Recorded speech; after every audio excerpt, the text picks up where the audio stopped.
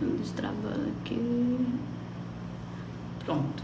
Bom, como eu falei pra vocês, a gente viu, né, como fazer a dieta do paciente, né, com a PLV, né? Então, agora a gente vai estudar sobre erro inato no metabolismo, tá? Esse erro inato no metabolismo é como eu falei assim, né, já em alguns momentos em aula, né? Então, é muito difícil a gente trabalhar com esse tipo de paciente porque a mãe não entende.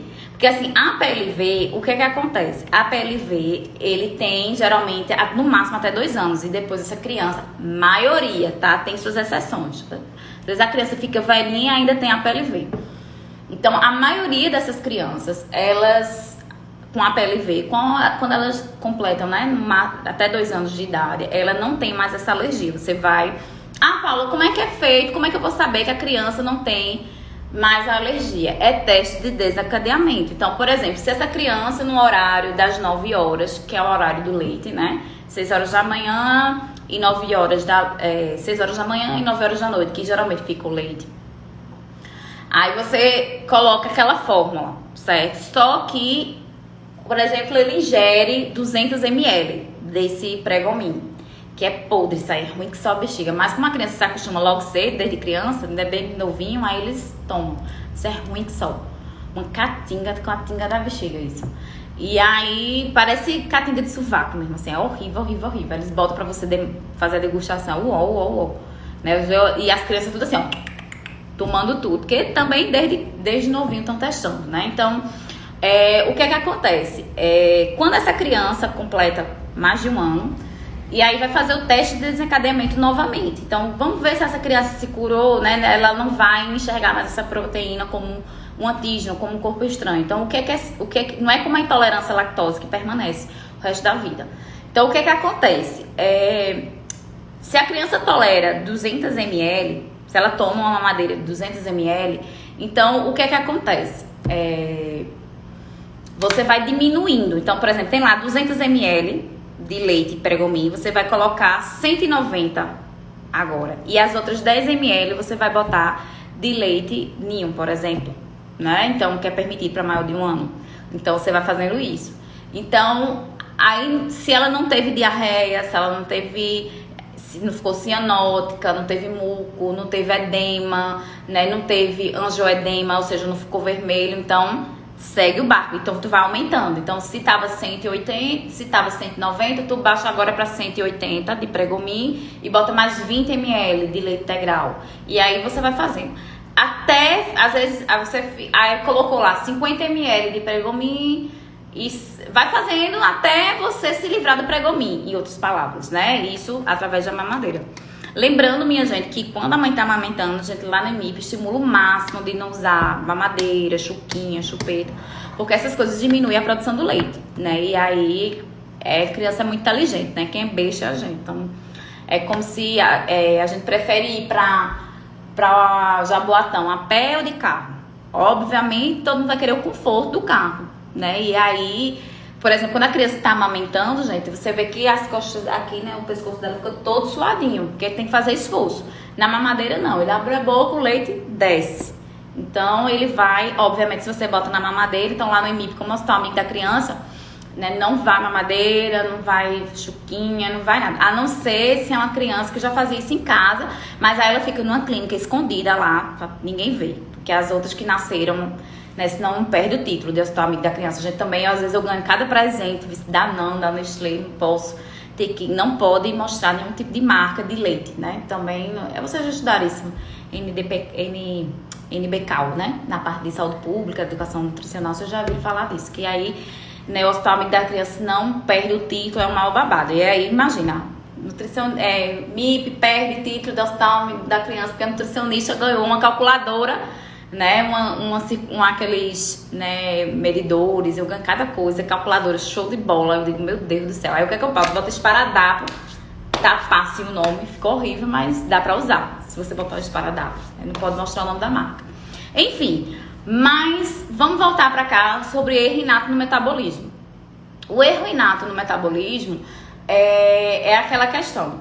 A PLV, a criança fica por um tempo, depois ela é curada, né? Então depois ela ganha imunidade, ela se adapta à proteína e não enxerga mais como um corpo estranho. Já erro inato no metabolismo é algo raro de acontecer. Por exemplo, fenilcetonúria é um erro inato no metabolismo. Então, tem paciente que tem fenilcetonúria. Então, ele não metaboliza a fenilalanina. E aí, muito difícil da mãe entender. Isso aí, gente, é feito no teste do pezinho. Assim que a criança nasce, já no teste do pezinho, já faz lá esse teste para saber se a criança já nasceu com essa doença. E aí, a gente tem que botar na cabeça da mãe que isso ela não entende, que é pro resto da vida. É um erro no metabolismo e que não tem cura, tá? Então é pra sempre. Ah, Paula, não tem como, porque é muito microscópico. Então o erro dessa criança, por exemplo, na intolerância à lactose, você tem as enzimas que você pode usar, mas não é legal você ficar usando muito, né? O ideal mesmo é redução mesmo do leite. Mas nessa situação aqui, a criança, ela não tem uma enzima e é tão pequena essa enzima, minha gente, é a nível de fígado, não é a nível de trato gastrointestinal. Então, a olho nu, você não vai ver essa enzima, tá? Então, é muito, muito, muito, muito microscópico. Então, ele não tem essa fenilalanina hidroxilase, né? Hidroxilase. Então, essa enzima é que quebra a fenilalanina. Só que a pessoa que tem o erro inato no metabolismo, que tem essa fenilcetonúria, ele não vai metabolizar a fenilalanina. Então, se ele não tem essa enzima fenilalanina hidroxilase, ele vai acumular tiroxina, tá? E aí a gente tem que entender para essa mãe, essa criança ela vai ficar o resto da vida nesta situação. Não vai vir, não tem cura. Então, não é como a PLV que vem, né, e vem e vai, mas essa não, vai ficar pro resto da vida, tá? E aí, gente, como é que a gente faz o diagnóstico, né, da fenilcetonúria? Então, tem o teste do pezinho e lá é identificado os níveis de fenilalanina. Então, se tiver superior a 20 miligramas por decilitro, então, isso é o diagnóstico de fenilcetonúria. Diagnóstico de fenilcetonúria. Tá? Então, a gente vai ver que a gente vai ter que tirar leite, vai ter um controle de leite, tudo que é fenilcetonúria.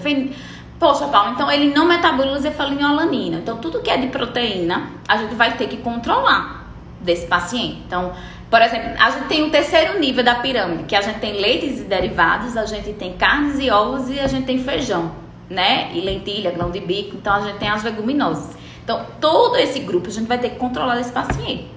Tá? Então, inclusive, lá no EMIP, quando eles vão no setor de fenilcetonúria, de erro metabolismo, é tudo muito verde lá, tem umas florestas, já pra criança já se familiarizar que essa a vida vai ser dela de hoje em diante.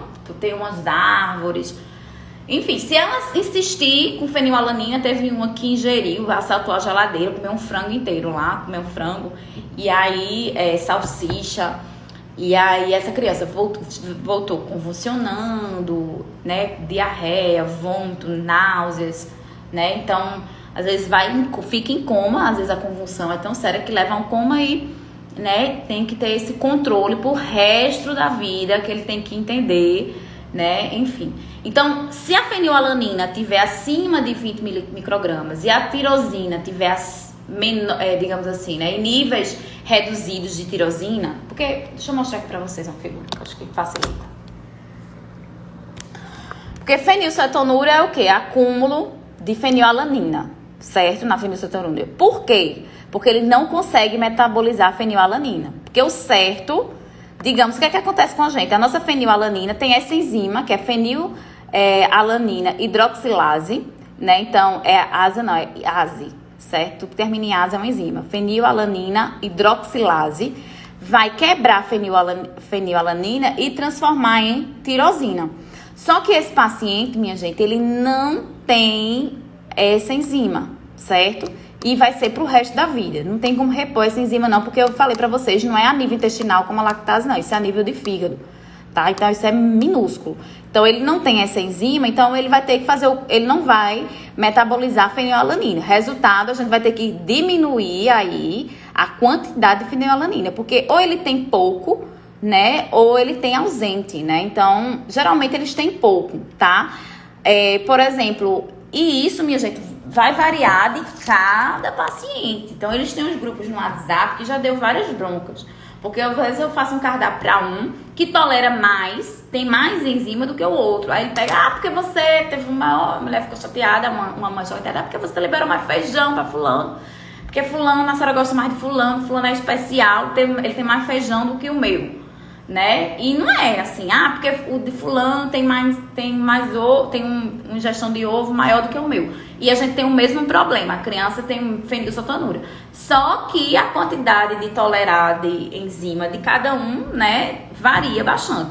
Por isso que eu fiquei muito chateada com o médico lá no IMIP, que eu passei um cardápio, acho que o paciente tava com hipercolesterolemia, ele simplesmente tirou xerox, achou bonito o cardápio, tirou xerox e distribuía para todo mundo. Toma isso aqui, toma isso aqui e tal. Quando eu vi um paciente veio pra mim, eu digo, eu não fiz cardápio pro senhor, como é que você tem aqui meu cardápio? Aí, não, foi um médico ali que me deu, né? Então, existe a individualidade, eu não posso simplesmente pegar um cardápio e aplicar para todo mundo, né? Até porque tudo que a gente trabalha é com estimativas. Então, pode dar certo ou não, por isso que é importante o retorno. Então, é algo que existe a individualidade. Então, a gente tenha muito cuidado nesses grupos do WhatsApp, porque cada criança tem uma resposta diferente, tá? E aí, deixa eu mostrar aqui pra vocês como é que a gente faz o diagnóstico, né, de fenilcetonúria. Então, se a fenilalanina tiver alta, acima de 20 miligramas por decilitro, então ele tem fenilcetonúria. E também, gente, tirosina. Lembra que ele não produz tirosina, porque essa fenilalanina, ela não é hidrolisada. Então, ele tem níveis de tirosina, o quê? Muito baixo. Então, menor que 3 miligramas por decilitro. Então, assim, a gente faz, né, o diagnóstico, certo? Bom, mas se ele insistir, como eu falei pra vocês, náuseas, vômitos, insuficiência hepática, se ele insistir em ingerir fenilalanina, então convulsões, né, sinais, problemas neurológicos, tudo, hipoglicemia, tudo isso ele pode ter. Vai poder tirar leite dessa criança? Paula, leite tem fenilalanina, verdade. Mas aí você vai com a indústria, isso aqui também funciona no SUS. A indústria ele vai ter, existem fórmulas, por exemplo, Milupa PKU, tudo que for PKU ele pode. Então, existem as fórmulas PKU que a criança ele vai ingerir esse leite. E esse leite a indústria conseguiu tirar só a fenilalanina, né? Então, deixa eu mostrar aqui pra vocês algumas fórmulas. Aqui, ó. Comida PKU, da comida MED, Milupa PKU, Anamix Infante PKU. Agora lembrem-se, minha gente, de respeitar a idade. É sempre que eu digo, respeita a idade dessa criança. 2 anos, muda a dieta. De 2 até 10 anos, completou 10 anos, muda a dieta. Completou 19 anos, muda a dieta, né? Então, sempre respeitar o ciclo da vida. Em que fase da vida, criança, adulto, adolescente, muda esse leite. Bom, então basicamente a dieta fenilalanina é um aminoácido. Então basicamente a gente vai controlar o que desse paciente? Vou colocar aqui fenilalanina. A proteína, tá? Então, se a gente pudesse fazer uma pirâmide aqui alimentar, eu gosto de desenhar a pirâmide porque ela tem todos os grupos alimentares. Então meio que a gente consegue fazer maior controle.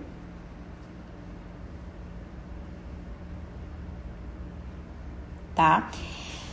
Bom, a gente tem aqui o grupo que a gente coloca de verde. Se a gente colocasse o sinal do trânsito verde, né?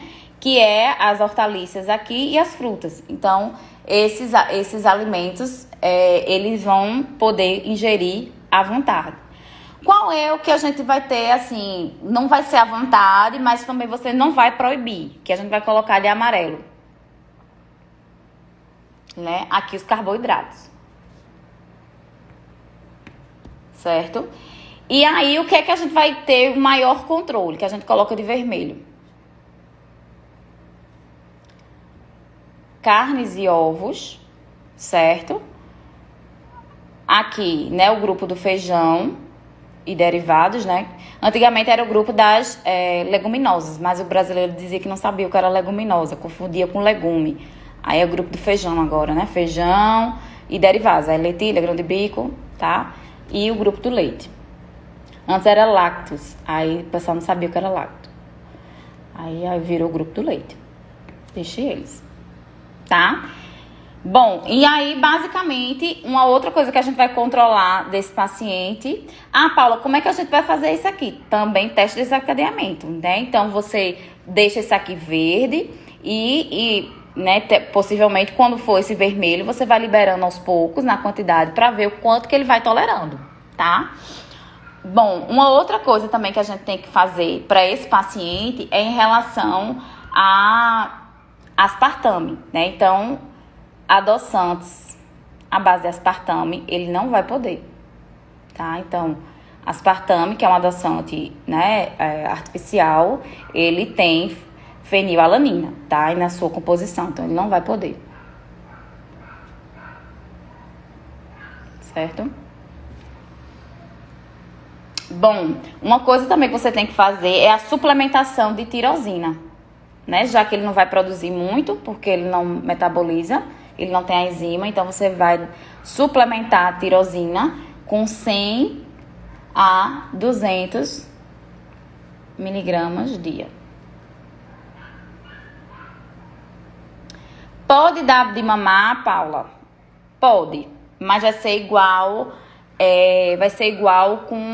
como na intolerância à lactose. Então, o aleitamento materno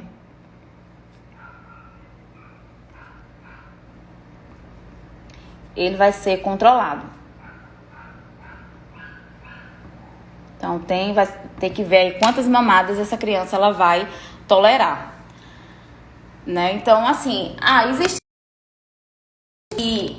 só o leite materno é suficiente? Tem, que às vezes a criança tolera um número de mamadas, né, como eu posso dizer, grande, né? Então, nessa situação, né, não precisa comprar a fórmula, tá? Como é que eu sei que eu tenho que comprar a fórmula ou não? Qualquer criança, ela tem que estar ganhando, minha gente, um bebezinho, ele tem que estar ganhando todo dia de 20 a 30 gramas.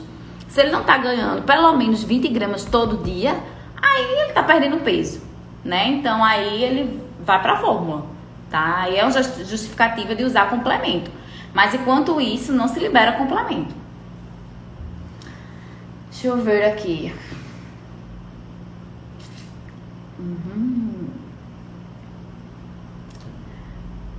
Bom, deixa eu ver aqui. Se for faltando alguma coisa.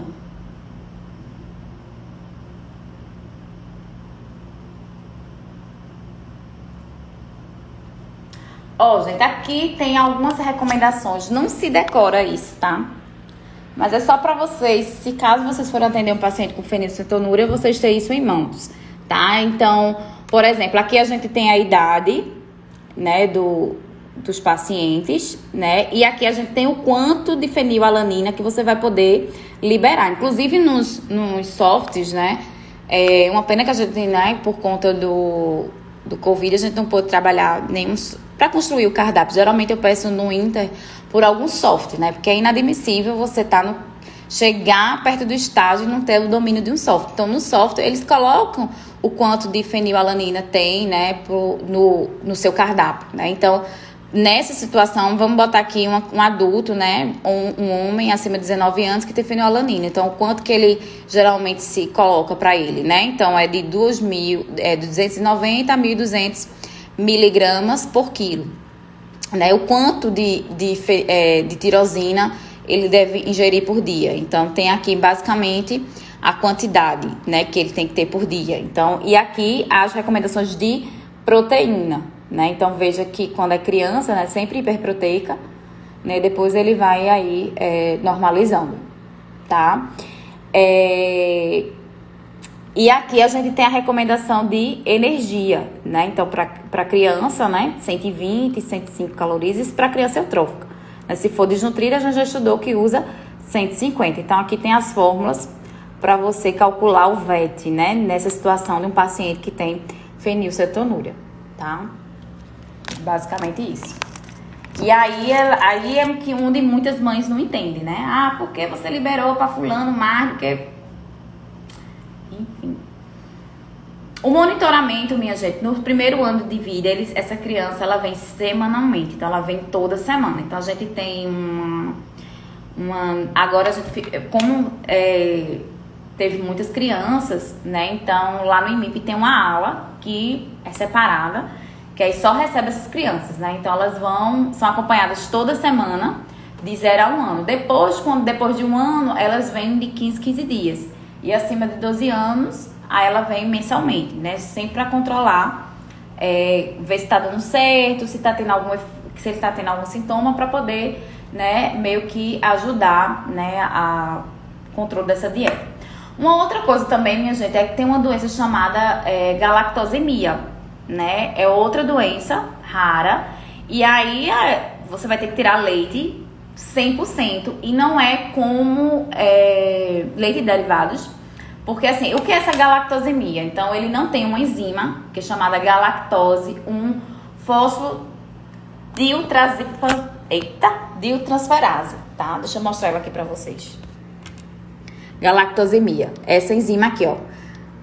Galactose 1-fosfatidietiltransferase, tá? Então, essa enzima aqui, ela é a enzima que o paciente, infelizmente, ele não tem essa enzima, tá? E essa enzima, ela degradaria a galactose.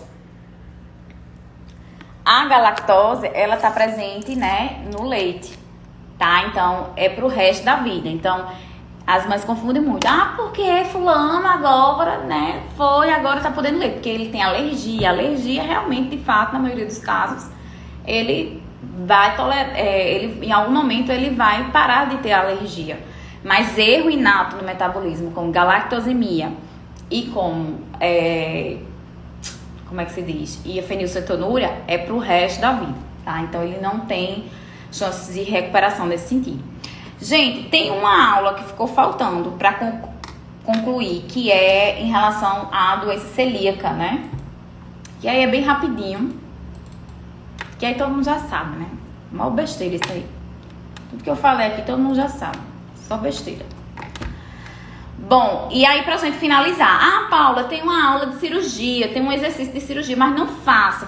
Onde tiver o nome cirurgia, pula. Porque como é uma coisa que a gente trabalha no sexto, acaba repetindo tudo de novo. Aí, assim, como a gente vai trabalhar, a gente trabalha cirurgia, esofagectomia, gastrectomia, a gente trabalha isso no sexto, aí acaba que quando chega no sexto tem que falar tudo de novo, que vocês esquecem. Então é melhor deixar tudo no sexto mesmo. Já conversei com as meninas das demais clínicas, pra gente deixar as cirurgias todas, pra não ficar vendo cirurgia partido, tá? Ficar tudo junto no bloco cirurgia. Então, tem tá no Classroom, né? E tem o exercício de hepato, se não me engano, tá junto com cirurgia. A cirurgia não faça não, tá? Faça só a parte de alergia, inato no metabolismo e doença celíaca. Inclusive, tem exercício pra amanhã pra vocês treinarem, tá? E semana que vem eu vou resolver todos os exercícios, certo? Bom, a doença celíaca. E aí é uma questão, né? É uma intolerância, dizer intolerância ao glúten é errado, né? Porque não é uma intolerância. Na verdade, o que é que acontece, né? O nosso trata-se de uma doença autoimune, né? Então, geralmente é uma doença inflamatória. Então, por isso que a dieta vai ser hiperproteica, né? No caso de doença celíaca, porque é uma inflamação no intestino e é uma inflamação crônica autoimune.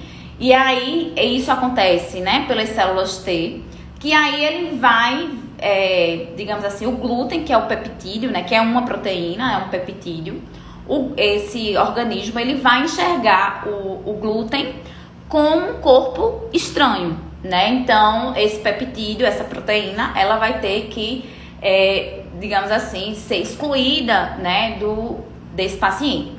E aí tem que ter muito cuidado, porque às vezes quando vocês estiverem lá no estágio, quanto mais detalhe você colocar no mapa da copeira, é melhor. Porque às vezes a pessoa bota lá, por exemplo, no estágio, tô lá e o menino coloca lá no mapa. Aí ele faz, depois ele mostra pra ver se tá certo. Aí colocou assim, como foi? Ele botou doença celíaca, dieta para celíaco. E a copeira sabe, né? Aí ele bota assim, dieta... Como foi que botaram? Pra alergia à proteína do leite de vaca. A dieta é para PLV. Então ele não sabe. Então, às vezes a gente tem que escrever mesmo. Às vezes os nossos copeiros não têm o 2º grau, tem completo. Então, às vezes você tem que botar lá, né? Quando chega o sem leite e derivados, eu boto lá, sem iogurte, sem leite, sem pão, sem... Sai botando tudo, sem isso, sem isso, sem isso, sem isso. Sai colocando, tá? A mesma coisa é quando chega um celíaco no hospital. Então, sem bolacha, sem pão, sem bolo, sem macarrão. E sai colocando.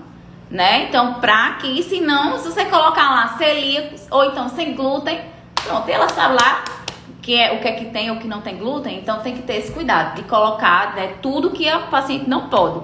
Ó, bota, né, dieta normal, mais dieta livre, mais sem biscoito, sem bolacha, sem macarrão, né, tudo isso, sem pão, porque senão o paciente vai comer, tá? Então, a gente já pegou celíaco com IMC de simplesmente 12. Né, desnutrição gravíssima, né, grau 3, porque ficou com diarreia, e aí vocês sabem que as vilosidades atrofiam, a gente já estudou diarreia, se atrofia, os alimentos não conseguem mais ser absorvidos normalmente, e aí, enfim, tá? Bom, gente, como é que a gente faz o diagnóstico, né? Na verdade, antes de falar de diagnóstico, o que é que acontece quando um paciente é celíaco e a gente expõe ele ao glúten, né? Então, quando você expõe esse paciente a glúten, né? Então, por exemplo, quando você coloca lá o trigo, né? Então, lá, pizza, cachorro-quente, biscoito, bolacha, macarrão, né? A cerveja que tem na cerveja. Então, a cerveja para paciente que tem doença celíaca é caríssimo, né? Caríssimo, né? Então, tudo isso... o centeio também, você coloca centeio para esse paciente, então você está expondo ele ao glúten. Então, só que o que é que acontece? Quando esse glúten ele chega, né, no intestino, as células T, que é as células de defesa, vão ser imediatamente acionadas, né? Então, ela vai interagir com esse glúten, né, e vai gerar uma resposta inflamatória, por isso que a dieta é hiperproteica, né, e autoimune. E aí, gente, vai estimular a produção de alguns anticorpos, né, para expulsar esse glúten, já que ele identifica como um corpo estranho, tá? Então, por isso que é errado a gente dizer intolerância ao glúten, tá? Então, nesse caso, não seria uma intolerância, tá? Então, o que é que vai acontecer? Essa reação de células T com glúten vai fazer com que estimule os plasmócitos. Por isso que a gente pede, né, para fazer o diagnóstico de doença celíaca, então a gente pede plasmócitos, né? Então a gente pede para visualizar o plasmócitos. Outro que a gente também, assim, o que é que mais se pede? A gente olhar a produção de anticorpos, né? Porque esse anticorpo aqui é que vai expulsar esse glúten. Então a gente pede muito o quê? O antigliadina, né? Que isso aqui são os anticorpos que vão estar aumentados quando você expõe esse paciente ao glúten. Então, você pode pedir o exame bioquímico para controlar a doença celíaca, o antigliadina, que possivelmente vai estar alto, né, na exposição ao glúten no paciente celíaco, né, a transglutaminase e também o endomísio, tá? Por quê? Porque quando as células T interagiu, né, com glúten lá no enterócito, aumentou essa produção de anticorpos. Quais anticorpos? A antigliadina, a transglutaminase e o endomísio. Então, exatamente isso aqui é que a gente pede, esses três aqui, principalmente, a gente pede de exame laboratorial para observar se o paciente é celíaco ou não. Lembrando que todo diagnóstico clínico não é a gente que faz, tá? Quem faz é o médico, mas a gente monitora, pede esses exames para o controle nosso também, tá? Até porque a gente tem o dever de encaminhar esse paciente, tá? Bom, o glúten, né, ele tá presente, como eu já falei para vocês, aqui. Ele é um peptídeo, né, uma proteína, e ele tá presente aonde, né? Em vários peptídeos, né? Como a glutenina e gliadina, que tá no trigo. Então, quem for fazer a prova de residência, eles cobram muito isso, né? O que é que o trigo tem, qual a parte do trigo né, que vai gerar uma reação, né, vai estimular, no caso, os anticorpos. É a glutenina e a gliadina. Então, por isso que a gente vai tirar aí o trigo, né, o pão, o macarrão, bolacha, bolo desse paciente. A secalina, que está presente no centeio, né? Lembrando isso, minha gente, que a gente chama de prolaminas, ou seja, são partes do glúten, são as partes do glúten. Então, o que é que tem nas partes? A gente tem glutenina e gliadina, que está no trigo, tá? A gente tem a secalina, que está no centeio, e a gente tem a ordeína, que está na cevada, né? Por isso que a cerveja deles são caríssimas.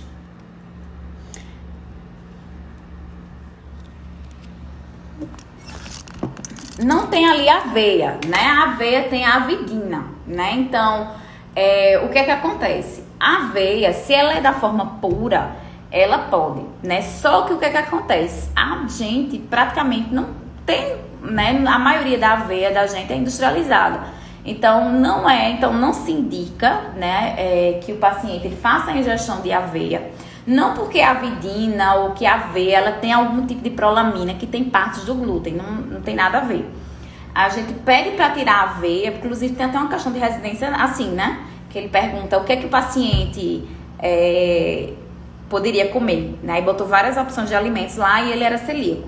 Em todas tinha aveia. Então, tava muito fácil aquela questão, porque você eliminava, só sobrava o certo. Porque a aveia, nesse sentido, não vai para o paciente. Por isso que a gente bota lá, você colocou que é sem aveia, porque senão vai aveia para esse paciente. Então, a aveia, mas Paula, a aveia não tem glúten. Mas por que lá no hospital a gente tira esse glúten desse paciente, tira a aveia e a aveia não tem glúten? Por que faz isso? Por conta da indústria, né? Então, a indústria por contaminação cruzada, né? Então, pode ter ali glúten. Então, né? Exatamente. Por isso, minha gente, que tanto o paciente celíaco, ele tem um liquidificador só para ele. O paciente que tem intolerância à lactose, ele tem um liquidificador só para ele. E quem tem alergia, tem um liquidificador só para ele, utensílio só para ele. Para não ter esse risco de contaminação cruzada. Então, por exemplo, já teve uma merda lá no plantão em que o liquidificador do adulto, né, quebrou, que é o industrial da dieta livre, que é o maior que tem, quebrou. Aí o que foi fazer? Não, tem umas vitaminas pra fazer. Não, vamos usar o do APLV. Olha a merda. Aí lavaram tudinho, bota lá, ninguém vai nem perceber. Só que o paciente percebeu. O paciente começou a ficar com edema. E aí a gente conversou de tudo. E a gente fica feito barata lá pra descobrir, né, quem foi o culpado. Enfim, até descobrir o que é. Ó, minha gente, o paciente tá passando mal, o que foi que aconteceu? Aí quando chega lá, tá lá o liquidificador, né, do paciente. Então foi isso que aconteceu. E aí ele teve com contaminação cruzada, tá? Bom. Eita, gente do céu, meu nariz tá coçando. Desculpa, minha gente, mas não consigo. Coça bastante. Bom, e aí o que é que esse paciente ele tem, né? Ele tem náuseas, ele tem vômitos, né, diarreia, principalmente, distensão abdominal. Então, ele tem várias, né, como eu posso dizer, alterações gastrointestinais. Deixa eu mostrar aqui pra vocês essa análise, né, do laboratório, na análise histológica. Quem aqui é celíaco? Esse ou esse? E aí? Aqui, esse paciente, as vilosidades, né, estão o quê? Íntegras, certo? As vilosidades aqui estão íntegras. Aqui, confere que é uma reta, praticamente, as vilosidades foram embora. Então, aqui é um paciente celíaco que está com diarreia, análise histológica de um paciente celíaco, né? Então, se a gente pegar um enterócito dele, então a gente vê que as velocidades foram perdidas, porque ele foi embora o quê? Na diarreia. A gente estudou que aqui nessa borda tem quem? A lactase. Então, como ele perdeu isso aqui, né? A lactase foi embora. Então, às vezes ele desenvolve intolerância à lactose. Então, quando ele está na fase aguda, a gente, além de tirar o glúten, a gente tira a lactose, mas não porque ele tem uma intolerância à lactose, mas ele desenvolveu pela diarreia. Depois que controlar essa diarreia e que a mucosa, né, voltar à integridade como essa aqui, aí a gente bota a lactose de volta, tá? Mas quando ele chega com, eu falei pra você, com esse IMC de 12, com diarreia, aí não tem condições não. Bom, deixa eu ver aqui, pra finalizar, aqui algumas alterações de pele ele tem, né?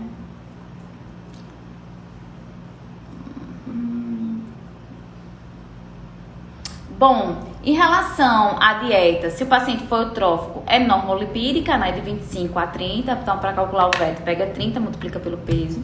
Se ele for desnutrido, a gente já viu, estudou na aula de desnutrição, então pega de 30 a 40, então pega 40 e multiplica pelo peso.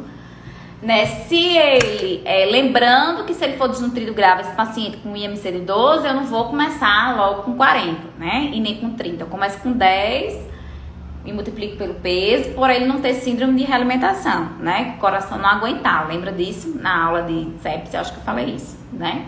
Inclusive, gente, até eu tava lendo um artigo ontem de sepsis bem interessante, né? Que eles estavam mostrando que nos Estados Unidos morreram 9 mil... na verdade, não foi nem um artigo, era uma reportagem, né? Que como eu pretendo fazer meu pós-doc de fora, aí tudo em casa, que é tudo em inglês, viu? De vez em quando eu fico falando aqui inglês com vocês, porque é só treinando, né? E aí, o que acontece? Aí, aqui em casa, a gente só vê jornal de fora, né? Pra treinar o inglês. E aí, ontem, saiu um jornal, né? Que 90 mil, já, os Estados Unidos está com 90 mil mortes por Covid, né? E a maior causa desse é sepse. E por conta de quê? Porque a sepse, por conta da obesidade, né? Obesidade, hipertensão e diabetes, né? Que são as doenças crônicas não transmissíveis, né? Então essa loucura aí da obesidade, da hipertensão, diabetes, então tudo isso tá matando o povo lá nos Estados Unidos, que eles se alimentam mal pra caramba. Inclusive quando eu viajei pra lá, minha gente, pra você ter ideia, eu sei que não tem nada a ver, mas eu vou falar. E aí, o que acontece? Lá é um bebedouro de Coca-Cola, minha gente. Um bebedouro de Coca-Cola no parque, minha gente. Isso é isso. O povo lá não tem bebedouro de água, né? É Coca-Cola. Tipo, é grátis Coca-Cola. É todo canto. Todo canto é grátis. Tipo, tá incluso no pacote. Deus me defenda. Então, assim, então, meio que a maior parte dessas complicações. Aí eu me lembrei logo quando eu li isso, eu lembro logo do IMIP, trabalhando com paciente de sepsis, né? Então, quando chega lá, que é aquela médica que eu fico dizendo, que fica dizendo que vai morrer, né? Ah, isso vai morrer. Aí, ela mesmo disse, Paula, isso aí vai morrer. Tu já viu como é que tá, né? Aqueles parâmetros que eu falei pra vocês na aula passada, né? Saturação de O2, tu já viu como é que tá o lactato desse paciente? Já viu isso, não sei o que. E outra, além disso tudo, ainda é diabético, hipertenso.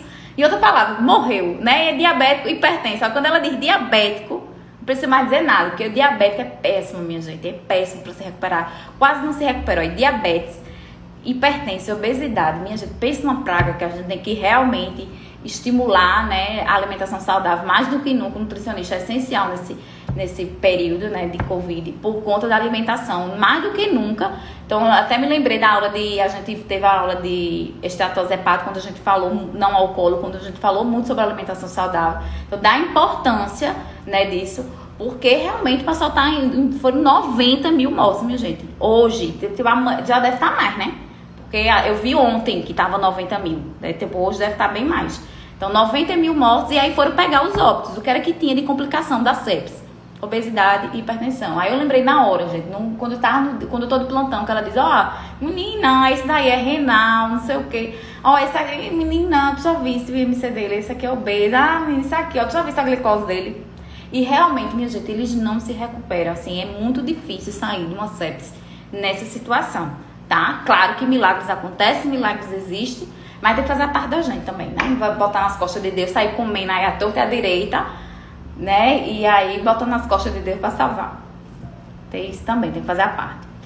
Bom, gente, uma coisa importante também é que quando ele estiver na fase de diarreia, usar TCM, que a gente já discutiu quando a gente estudou pancreatite aguda, que o paciente tem diarreia, e a crônica, que o paciente tem diarreia, a gente estudou doenças inflamatórias intestinais, doença de Crohn, retocolite ulcerativa, que são doenças que têm diarreia, a gente coloca TCM, que é triglicerídeo cadeia média, que é o óleo de coco, ou o suplemento de CM, porque a absorção dele é bem rápida. Então, para quem tá com diarreia, isso aí é controlado, né? Então, meio que não piora a diarreia, né? Então, não vai estimular ainda mais essa diarreia, tá? Bom, calculou o VET que eu falei pra vocês. Digamos, se ele for eutrófico, você vai usar de 25 a 30. Lipídios de 25 a 30 é normo. A carboidrato é normo, 55%. E proteína hiperproteica, 1,5 gramas por quilo de peso, tá? Que é obrigatório ter que tem que ter no rótulo, que não contém glúten, todo mundo já sabe, então não vou nem falar nisso. Aveia eu já falei. Bom, então, se ele não pode, o trigo, né, o que é que vai se substituir? Já que essas gomas, elas dão elasticidade, o trigo, ele dá elasticidade, né, para os alimentos. Então, o que é que você pode fazer, né, nessa situação? Quais são os substitutos, né, do trigo? Tá aqui. Farinha de milho, né, a batata, né, então... Tem a batata doce, as raízes em si, ele vai poder, tanto da celíaco como também na alergia, né? Nas alergias ele vai poder ingerir as raízes, né? E tubérculos, né? Então, aqui ele, no caso, a batata, arroz, né? Então, por exemplo, o macarrão de arroz ele vai poder, né? Soja, tapioca, araruta, amaranto, quinoa, painço, parece aquela comida de passarinho, painço. Teff e trigo mourisco. Então, são os substitutos, né, que você pode, né, usar como substitutos ao trigo.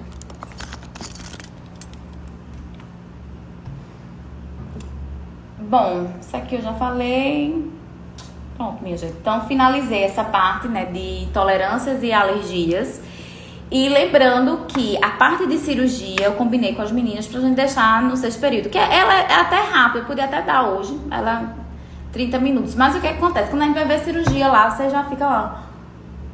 Vou falar, minha gente, síndrome de Dumpy, o que é? Aí tem que repetir tudo de novo. E aí é ruim, porque querendo ou não, perde o gancho. Então a gente vai ficar, tipo, estudando no próximo semestre um mês. Vai passar um mês todo estudando bariátrica, cirurgia. Então, ver isso aí você vai aprender, nem que seja por osmose. Porque a gente vai ver tanto, que acaba que você vai ficar com raiva de mim, de tanto ver. Então, não se preocupa não com essa parte de cirurgia. A gente vai ver bem detalhado lá no próximo semestre. E aí, para não ficar repetitivo, então fica para o próximo semestre. Então, a gente encerra, né, de conteúdo teórico. Então, tem os exercícios para vocês fazerem. Quem tiver interesse de fazer a prova de residência, minha gente, olha, foque no objetivo de vocês. Se o objetivo de vocês é fazer um mestrado, foque. Se você é uma residência, você tem que focar. Então, se seu objetivo, né, pega essa quarentena e estabelece objetivo, meta. Então, quem quiser fazer a prova de residência, é o que eu digo, passa de primeira, passa. Agora tem que estudar muito. Então, o que é que eu aconselho? Resolver todas as questões. Eu mandei todas as questões deste semestre. Do próximo semestre vou mandar as questões de nutrição clínica 2. Então você tem que resolver tudo. As questões que você errou, por que você errou, o que é que você não sabe, o que é que você precisa saber. Pesquisa. Ah, professora, não tem um livro. Minha gente, tem na internet, pare com isso. Hoje tem Google. Então pode tirar dúvida comigo, né? Então assim, pesquisem, se esforcem. Então estabeleça metas. Seu objetivo é ser um bom profissional, atender bem. Então foca, né? Então no seu objetivo, segura na mão de Deus e vai. Então, seu objetivo, por isso aqui em casa, aqui, como eu tô querendo, né, eu vou fazer esse meu pós-doc, não sei, eu ia agora no meio do ano, mas não sei se eu vou mais, porque, por causa do Covid, aí foi suspenso, né, então talvez só em janeiro que eu vou pra fazer o pós-doc. Mas, se o meu objetivo lá é inglês, então, minha gente, é o objetivo, é meu foco, tudo que eu vejo aqui de nutrição é tudo em inglês, as coisas que eu vejo aqui tudo em inglês. Tem hora que eu tô sonhando, minha gente, tô conversando com o marido, depois falo inglês, português, misturo no meio, então eu tô desaprendendo o português, então o negócio tá feio aqui. Então foca no seu objetivo, se seu objetivo é clínica, foque, estude, se seu objetivo não é, mas mesmo assim foque, estude, não fique relapso não, por quê? Porque tem estágio, né? E a gente também não sabe o dia de amanhã, né? Então, tem um estágio que vocês vão ter que estar enfrentando aí, e também a gente não sabe o dia de amanhã. E às vezes você vai para a área de esportiva, aí chega lá um celíaco, não sei tratar. Chega com ele, tem alergia, não sei tratar. Tem a PLV, não sei tratar. É um atleta que tem... Vocês estão pensando que atleta, vocês pegam ele bonito, dieta livre, cheio de bazela, pega um diabético. E aí? Então, a gente divide a nutrição só por questões didáticas. A gente divide nutrição, né? A gente divide a nutrição, né, em alimentos, área de alimentos, clínica, só por questões didáticas, mas na prática a gente usa tudo. Na Copa mesmo tem que ver quando terminei o plantão, tava lá a minha copeira toda maquiada, com cílio do tamanho do mundo, né? Cheia de sombra, pintada, com a unha vermelha. Então, assim, eu já peguei copeira minha fazendo a unha dentro da copa. Então, assim, são coisas que a gente precisa. Não é a minha área de alimentos, mas a gente usa. Então, a gente divide só por questão didática. Então, mesmo que você gosta da área de alimentos, não gosta da área de clínica, mas precisa. Meu primeiro emprego, pra vocês terem ideia, foi na área de produção. E adivinha o que eu ia fazer o cardápio? Do Barão de Lucena. Eu fiz o cardápio do Barão de Lucena, você tem noção. Aí tinha lá dieta baixo resíduo, dieta pra diabético. Aí vai tu mandar uma dieta errada, que esse povo come teu fígado. Tu vai ver, tá pensando que eu tô brincando. Mas enfim, então estuda, independente da área que você for, a nutrição clínica ela é importante. Então foca. Agora se você quer residência, você tem que estudar mais do que os outros. Aí eu confio, todo dia você tem que estudar. Todo dia que você estudar. Todos esses assuntos agora nas férias, revisa todos eles de nutrição clínica 1. Desde de parenteral, de enteral, até o assunto de hoje, doença celíaca. Resolve todos os exercícios que eu duvido tu não passar, né? Todo ano passa aluno meu e eu fico super feliz. A minha alegria é ver vocês, ó, brilhando, feito luz.